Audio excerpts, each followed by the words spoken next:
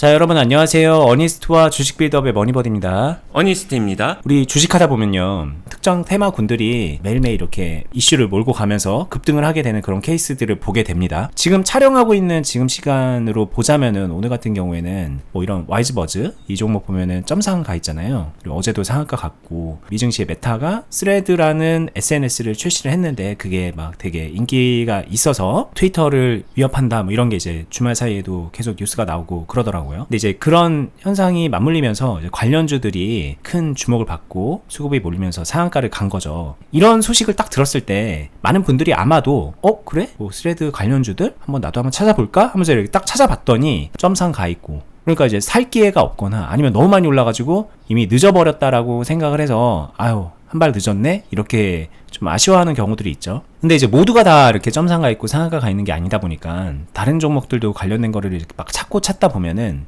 예를 들면 이런 것처럼 분봉 보면은 오늘 왠지 이제 눌림 아니야? 이런 식으로 매수 기회를 줬다라고 생각되는 그런 종목들도 많이 보이고, 혹은 개인적인 생각으로는 굉장히 좀 관련성이 있어 보이는데 아직은 좀 주목을 덜 받아서 앞으로 오를 가능성이 높아 보이는 그런 종목을 막 찾고 싶기도 하고 그런 생각이 들잖아요. 그래서 테마주가 딱 형성이 되는 그런 시점에 이걸 어떻게 들어가야 되지? 나는 이미 늦은 건가? 아직 안 늦었다면 뭘 어떻게 해야 되지? 이런 여러 가지 고민들을 하게 되고, 이런 고민을 막 하다 보면은 더 나아가서는 이런 생각도 되죠. 아니 근데 이거 지금 이렇게 막 이틀 연속 점상 가고 막 그런 종목들도 있는 마당에 내가 이제 와서 이거를 살려고 하는 건 좀 늦은 거 아닌가? 아무리 이게 지금 이렇게 갑자기 급등을 했다지만 이런 종목들이 아무런 전조 현상 없이 오르진 않았을 텐데, 빨리 캐치할 수 있는 방법을 내가 알 수 있다면 지금 이거는 놓쳐도 다음번에 비슷한 거는 놓치지 않을 텐데, 혹시 그런 급등의 전조 현상 아니면은 테마가 형성되기 전에 그런 전조 현상 같은 거를 알 수 있는 방법이 없을까? 주식 잘하는 사람들은 그걸 알지 않을까? 이런저런 궁금증을 가지고 있는 것들을 보게 됩니다. 오늘은 이런 상황에서 저희의 아이디어를 좀 나눠드리는 시간을 가져볼게요.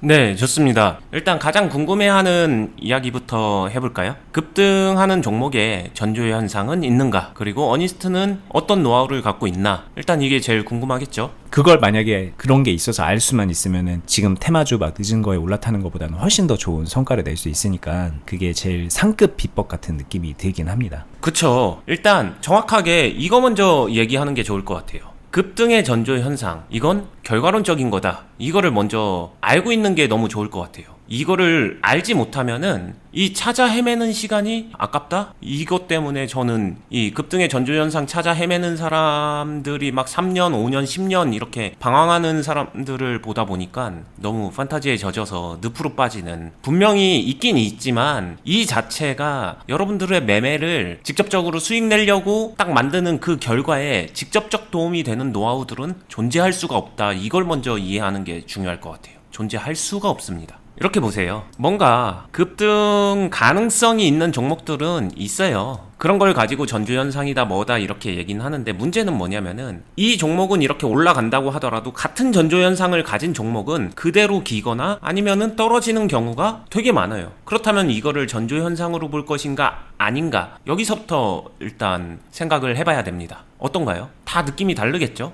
이 정도면은 전조현상으로 볼만하지, 아니지, 이 판단의 기준이 다 달라요. 그러니까 결국에는 개별 노하우는 있어도 이거를 맞다 아니다라고 말하기는 어려운 부분이 있고, 저는 개인적으로 생각할 때 계속 트라이하는 것, 수익을 내기 위해서 투자자라면 계속해서 시도하고 도전하는 것, 여기에 대해서는 되게 열려있고 저는 그거를 추구하는 사람이에요. 그러니까 어느 정도의 전조 현상에서 내가 포지션을 취하는 거는 괜찮다라고 생각을 하는 편이죠. 제가 항상 저희 유튜브에서도 많이 말했던 거, 미리미리 준비해 두세요. 포지션 좋을 때, 가격 이점 있을 때 물량, 시간 두고서 차분하게 매수해 두세요 등등의 이야기를 합니다. 이게 사실 이런 종목 안에서 이런 게 터지는 건데, 여기서 이제 제가 이제 실전 매매에서 노하우로 쓰는 거는 결국에는 수급, 거래량이 붙어야 되는 거다. 이거는 그래도 실전에서 쓸만하다. 붙어야 된다. 그러면은 여기서 알 수 있죠. 내가 뉴스로 접하는 것보다는 시장에서 거래량의 변화가 더 빠른데, 이것도 노하우가 될 수 있겠죠. 그러면은 이 빠른 거래량을 내가 빠르게 파악해야지. 뭐 해야 되겠어요? 시장 많이 봐야죠. 제가 관찰 중요하다라고 얘기하는 것들, 직장인분들은 저 관찰할 시간 없는데요, 시장 많이 못 보는데요, 그것도 사실 못 보면은 그 환경에 맞추던가 아니면은 누가 대신 봐줄 사람을 구하던가 시스템적인 도움을 받든가 이런 형태로 어떻게든 자신의 불리한 환경을 개선시키기 위한 노력은 반드시 필요하고요. 시장 끝났다고 하더라도 밤에라도 보던가. 근데 가장 유리한 건 시장 장중에 계속해서 많은 거를 관찰해두면은 그게 가장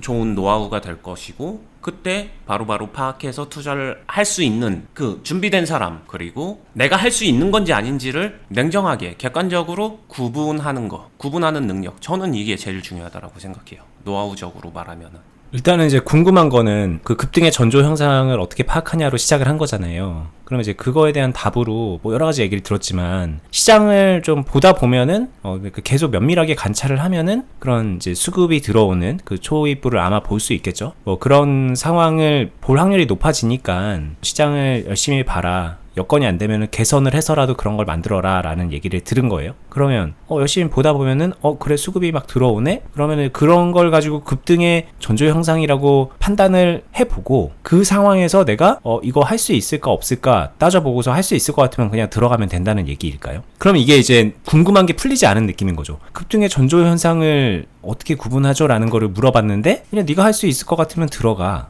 이거 뭔가 좀 동문서답 같은 느낌을 받으니까 좀 듣는 분들이 늘상 이런 데서 답답함을 느끼긴 해요. 사실 아시잖아요, 잘. 그쵸. 왜냐면은 그거를 생각해보게 되면은 일단 여기서는 이 부분을 꼬집어 드리고 싶어요. 급등의 전조 현상이란 거를 뭔가 있을 거야, 뭔가 자신이 생각하는 정형화된 뭔가 있을 거다라는 판타지적 관점, 일단 이걸 버려야 되고요. 그리고 두 번째는 전조 현상을 구분하는 방법을 몰라서 못하는 게 아니라, 이렇게 거래량이 몰리고 수급이 팍팍하는 종목은 파동이 변해요. 되게 다이나믹하고 조금만 생각하게 되면은 가격이 바로바로 변해버립니다. 이런 종목의 매매를 그냥 할 줄 모르는 거예요. 이 두 가지가 콜라보로 딱 나한테 짧은 시간 안에 주어졌었을 때 내가 뭘 어떻게 해야 될지 모르니까 이거를 구분을 못한다라고, 나 구분만 할 수 있으면은 이거 할 수 있을 텐데, 이렇게 착각을 하는 거죠. 그러면은 이제 나는 선택을 하는 거예요. 그래도 전조현상 비스무리한 그 파동의 현상이 나오면 그거를 꾸준하게 내가 트라이를 할 것이냐, 아니면은 안 할 것이냐, 아니면 어떨 땐 하고 어떨 땐 안 할 것이냐라는 나만의 기준점을 세워야겠죠. 이거는 상대적이고 주관적이에요. 그리고 이 기준을 세우기 위해서 필요한 거는 내 실력이 어느 정도인지를 객관적으로 알면서 너무 많이 오른 건 안 하고 적당히 오른 거, 파동의 초입부는 하고, 막 이런 구분을 이제 상세하게 들어가야 되기 때문에 몇 프로 이상 오른 종목은 하지 마시고요.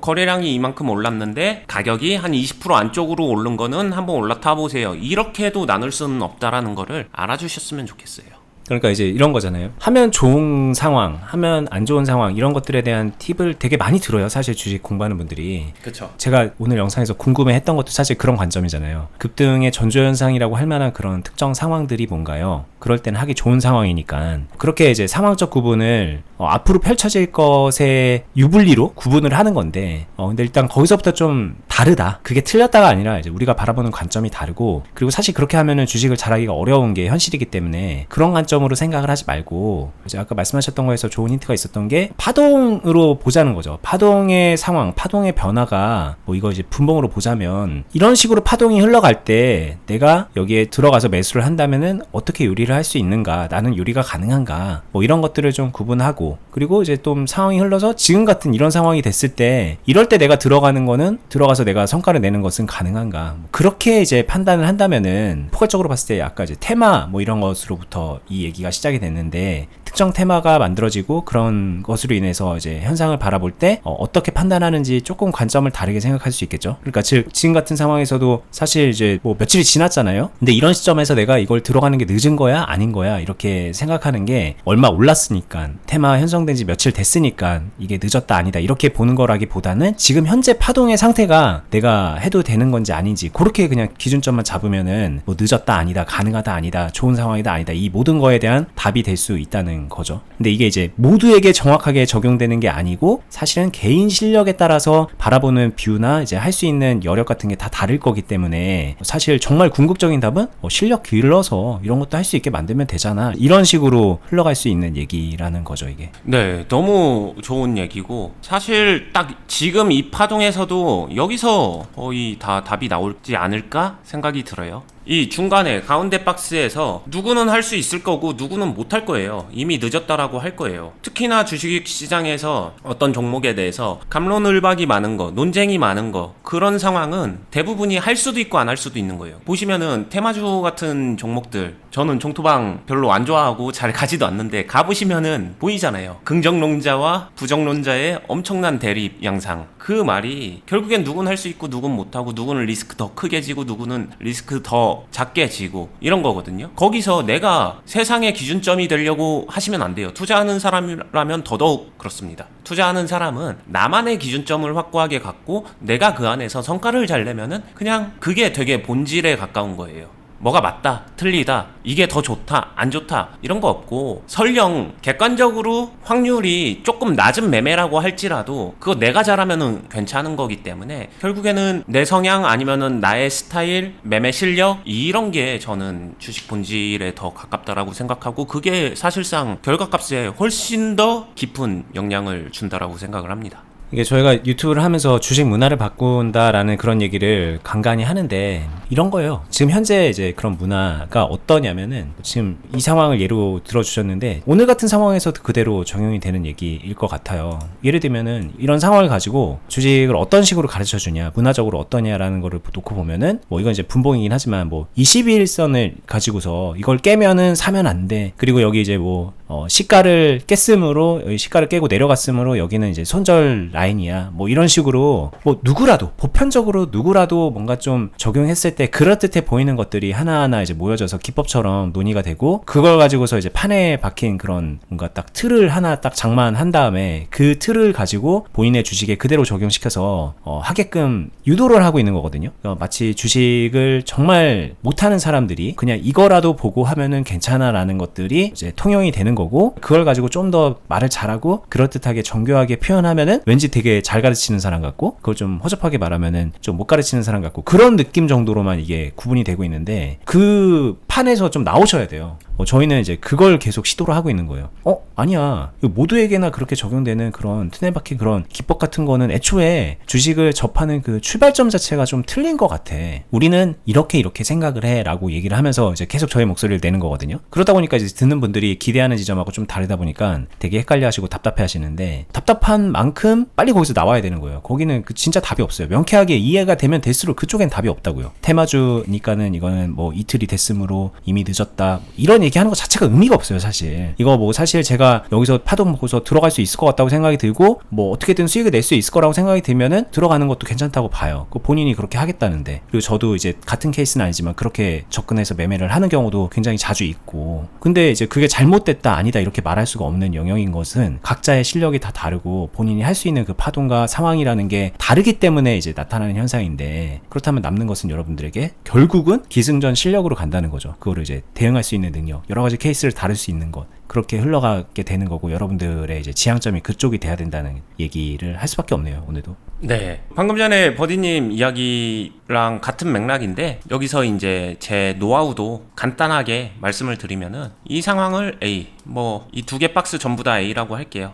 A랑 여기를 B라고 하겠습니다. 제 노하우는 이거예요. 저는 이 상황이든 딱 이 종목을 보고 접하고, 저라고 해서 항상 최초의 파동 변화 시점에서 기가 막히게 아느냐, 다른 거 보다 보면은 저도 조금 늦을 때 있을 거잖아요. 아마 시청자분들은 저보다는 조금 더 늦으실 거고, 그 제가 파악한 시점에 빠르게 판단을 합니다. 노하우의 진짜 중요한 부분이에요. 먼저 판단해라. 내가 이거 할 수 있을지 없을지. 그리고 판단을 할 수 있다라고 판단했다라고 하게 되면은 여기에 대한 기대 수익을 객관적으로 생각을 해봅니다. 그러고 나서 할 수 있는 거고 해볼 만한 가치가 있으면은 가격이 올라도 합니다. 저는. 근데 늦게 봤을수록 그럴 만한 가치가 없는 경우가 되게 많거든요. 그러면은 여기서 미련 두지 않고 다음 이게 가능할 만한 그런 곳으로 가서 차라리 같은 자금을 준비하는 데 쓰기도 한다. 이게 제 노하우의 핵심이에요. 대부분은 생각 안 하거든요. 다른 걸 준비해야지 생각 안 하고 그냥 여기에 매몰돼서 내가 늦게 봤지만, 늦게 봤기 때문에 할 수 있고 없고 중요하지 않아요. 뭐 가치가 있고 없고 중요하지 않아요. 나 늦게 봤는데 지금이라도 어떻게, 언제 타면 될까, 얼마에 사면 될까, 여기에 그냥 진짜 경주마처럼 달려들거든요.